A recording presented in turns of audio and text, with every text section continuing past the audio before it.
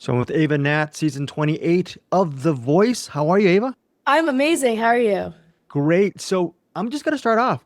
Team Niall, I think I know what the answer is regarding why you chose him. When he mentioned in his response, his analysis of your performance, the fact that he sort of compared you like to a singer-songwriter because there's a lot of emotion in the way you sing. The fact that he picked that up, how much did that mean to you personally? Because that's your aesthetic, I guess.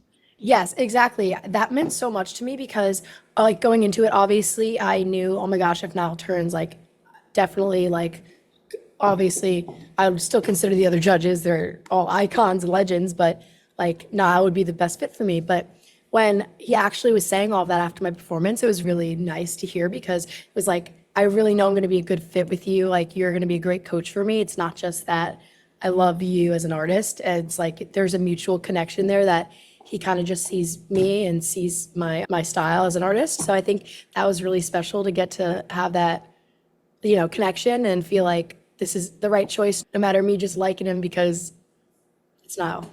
I remember, I'm trying to remember over 30 plus years ago when I was going into college that summer and maybe that first year, just there was a lot of stuff going on in my life personally and emotionally.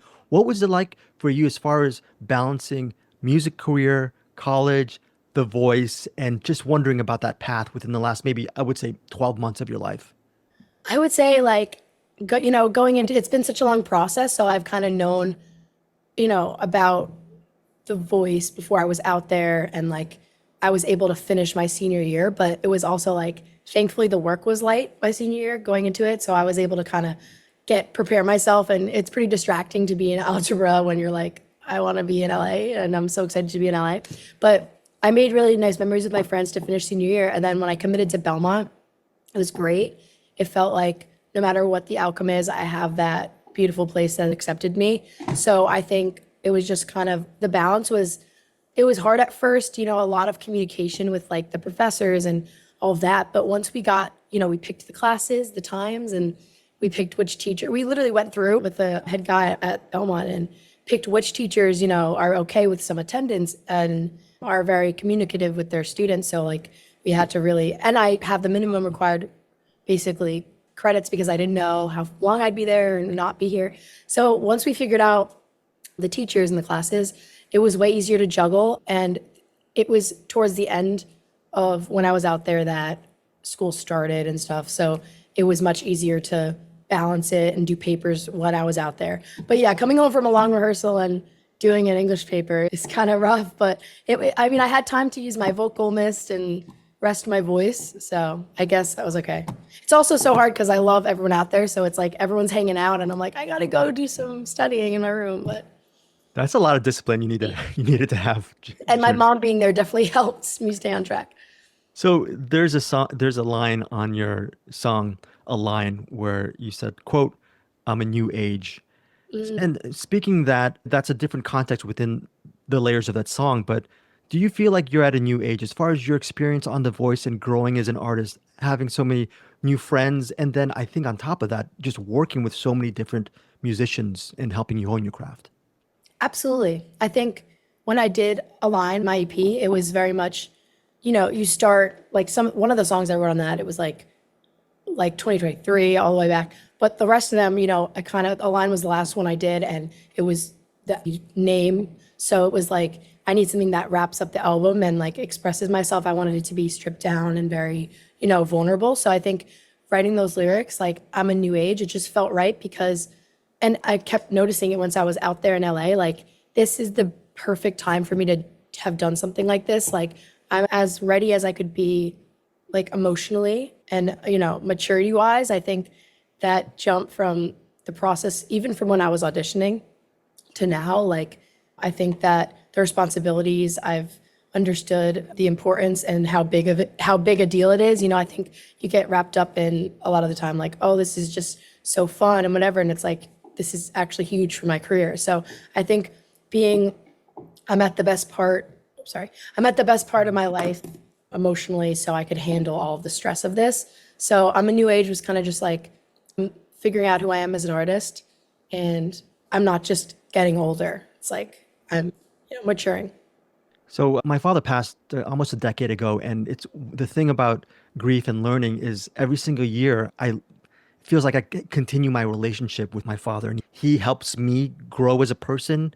And when people say that, I don't feel like he's really gone. Wondering how you feel and how that feeds your artistry and ultimately your humanity in the way you approach what you Yeah. do.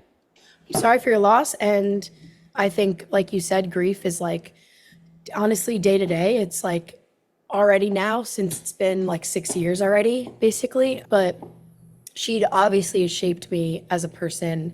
And I've learned so much from both of my sisters, but Sabrina, her being 10 years older and us having that connection, I learned so much from her.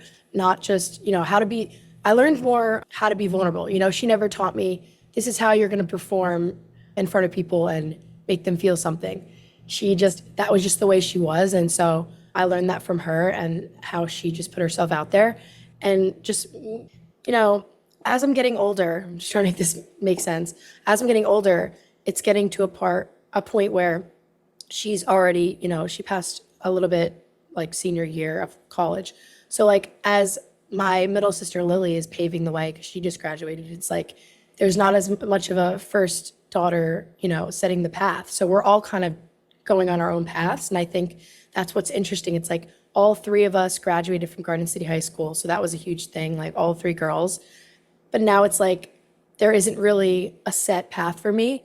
Like I'm just going to follow my dreams and like keep her with me no matter where I go. So it's less of like, oh, I know she would have wanted me to finish Garden City, but I can't ask her, oh, what do you think about The Voice? But I just know that she's supporting me, if that makes sense. I know that she's here. I was talking about this with others and my mom, especially like the on stage, that feeling, like it was very overwhelming of her support and cheering me on. And it's like, I'm not even just saying that. It's like, even when we weren't recording, if I was at rehearsal, like there was just that feeling. And I think that's also what got me through it a lot of the time.